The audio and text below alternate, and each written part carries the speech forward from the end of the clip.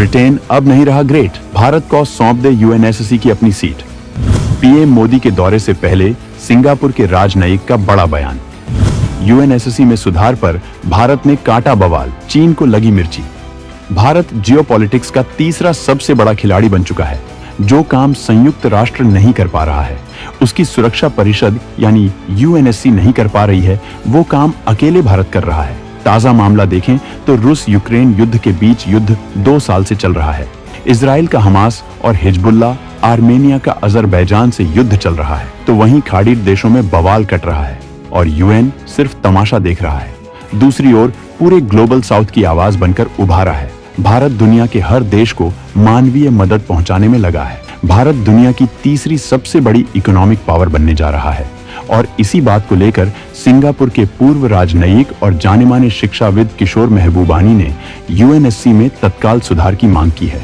साथ ही बिना देर किए भारत को स्थायी सीट देने की बात की है, क्योंकि भारत परिषद में स्थायी सीट न केवल हकदार है, बल्कि भारत के बिना ये परिषद किसी काम की नहीं है। महबूबानी ने इस बार कुछ ऐसा कहा है कि P5 नेशन की जड़ें हिल गई हैं, यानी वो देश जो वीटो पावर लेकर दादा बने हुए हैं और दूसरे किसी देश की एंट्री ही नहीं होने देना चाहते हैं।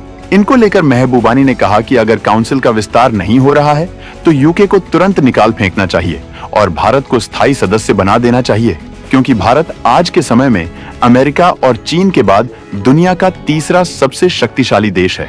तो वहीं ग्रेट ब्रिटेन, जो कभी ग्रेट हुआ करता था, वो अब ग्रेट नहीं रहा है। उसे यूएनएससी की अपनी स्थायी सीट छीन लेनी चाहिए। ब्रिटेन ने बीते कई दशकों से यूएनएससी में अपने वीटो पावर का यूज नहीं किया है। ब्रिटेन वीटो का इस्तेमाल करने पर होने वाली प्रतिक्रिया से डरता है।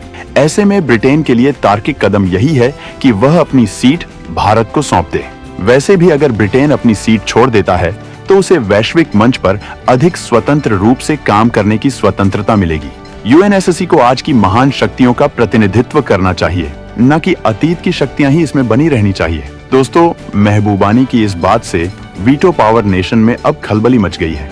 भारत ने फिर पकड़ी यूएनएससी के चौधरियों की गर्दन। मोदी सरकार ने फिर से यूएन में काट डाला बवाल। दुनिया की सबसे ताकतवर संस्था यूएन की इकाई यूएनएससी में स्थायी सदस्यता लेने और साथ ही वीटो पावर के लिए भारत कई सालों से मेहनत कर रहा है, क्योंकि यही वो संस्था है जिसमें शामिल होकर भारत ग्लोबली सबसे आगे निकल सकता है, जिसमें चीन जैसे देश कभी बाधा नहीं बन पाएंगे। लेकिन अब सीधे रास्ते से भारत को ना तो यूएनएससी में ना तो स्थायी सदस्यता दी गई और ना ही वीटो के लिए ही कुछ तय हुआ। यहाँ तक कि अमेरिका, फ्रांस, ब्रिटेन, रूस जैसे देश लगातार भारत को सिर्फ सपोर्ट देते रहे और चीन विरोध करता रहा, जिससे भारत को कभी भी यूएन में स्थायी सदस्यता नहीं मिली। लेकिन अब ऐसा नहीं होने वाला है। अब भारत ने यूएन में आर पार की जंग छेड़ दी है। भारत ने खुलेआम कह दिया है कि अगर भारत को वीटो नहीं दिया गया तो यूएनएससी में किसी के पास भी स्थायी सदस्यता या वीटो पावर नहीं रहेगा। भारत की ओर से विदेश मंत्री एस जयशंकर ने यूएनएससी में बड़ी चेतावनी दे डाली है, जिससे सभी 5 देशों का यूएनएससी में अस्तित्व ही खतरे में पड़ गया है। कुछ वक्त पहले भारत ने अपनी पीस कीपिंग फोर्स की तादाद घटा दी थी।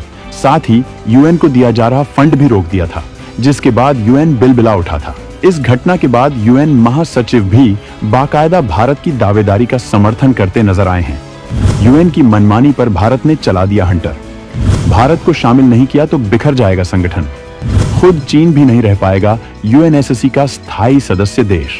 संयुक्त राष्ट्र के गठन के बाद से दुनिया ने कितने बदलावों को देख लिया, लेकिन बीते 80 सालों में संयुक्त राष्ट्र सुरक्षा परिषद में कोई बदलाव नहीं हुआ। लेकिन अब संयुक्त राष्ट्र सुरक्षा परिषद की बैठक में उम्मीद जताई जा रही है कि कुछ सुधार हो सकते हैं। भारत समेत G4 देशों ने संयुक्त राष्ट्र में बड़े सुधारों की मांग की है, लेकिन इस पर पाकिस्तान को मिर्ची लगी हुई है। चीन भी पाकिस्तान का पीछे से सहयोग कर रहा है, लेकिन भारत इस बार इनको छोड़ने वाला नहीं है, क्योंकि मौजूदा समय में संयुक्त राष्ट्र सुरक्षा परिषद में अमेरिका, चीन, रूस, फ्रांस और ब्रिटेन स्थायी सदस्य हैं। दुनिया का सबसे ज्यादा आबादी वाला देश भारत इसका हिस्सा नहीं है। इस बात को लेकर सिएरा लियोन के राष्ट्रपति जूलियस मादा बायो ने भी आवाज उठाई है। तो वहीं संयुक्त राष्ट्र में भारत की उप स्थायी प्रतिनिधि योजना पटेल ने कहा है कि लंबे समय से चले आ रहे मुद्दों का समाधान करने के लिए लिखित बातचीत हो। भारत ने लगातार लिखित बातचीत पर जोर दिया है, ताकि इस दिशा में ठोस प्रगति हो सके। भारतीय प्रतिनिधि योजना पटेल ने कहा है कि बिना लिखित बातचीत के कोई भी ठोस प्रगति नहीं होगी।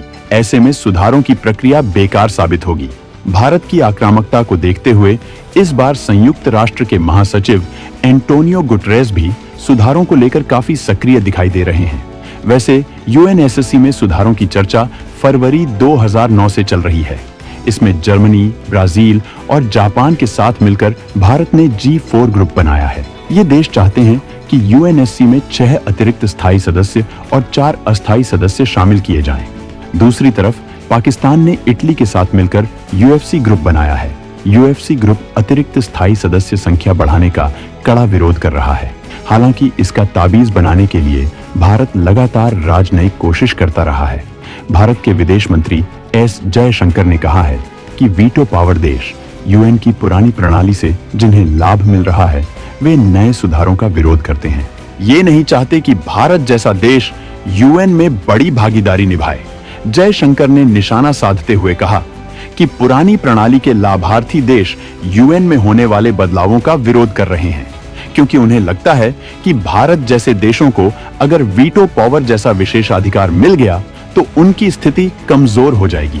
कि हर गुजरते साल के साथ संयुक्त राष्ट्र की प्रभावशीलता पर सवाल खड़े हो रहे हैं और इसकी बेहतरी के लिए इसमें सुधार होना चाहिए। संयुक्त राष्ट्र को 1940 के दशक में बनाया गया था। उस समय भारत चार्टर का मूल हस्ताक्षर करता था, लेकिन तब वह एक स्वतंत्र देश नहीं था और उस समय 5 देशों ने एक तरह से खुद ही स्वयं को चुन लिया था। ये 5 देश आज भी सुरक्षा परिषद के स्थायी सदस्य हैं, जो यूएन में सुधार का लगातार विरोध करते रहे हैं।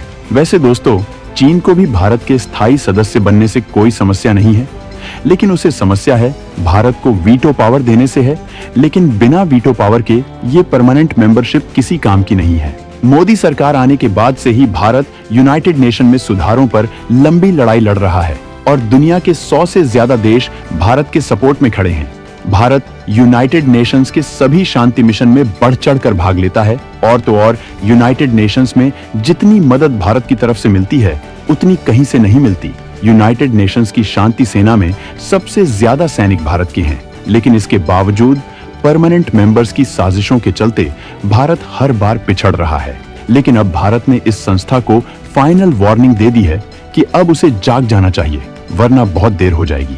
हालांकि अब देखना यह होगा कि यूनाइटेड नेशन कब तक भारत के दावे को नकार पाएगा, क्योंकि इस बार भारत की दावेदारी काफी मजबूत है। यहाँ तक कि भारत ने तो यह भी कह दिया था कि अगर उसे स्थायी सदस्यता नहीं दी गई तो वो यूनाइटेड नेशन ही छोड़ देगा।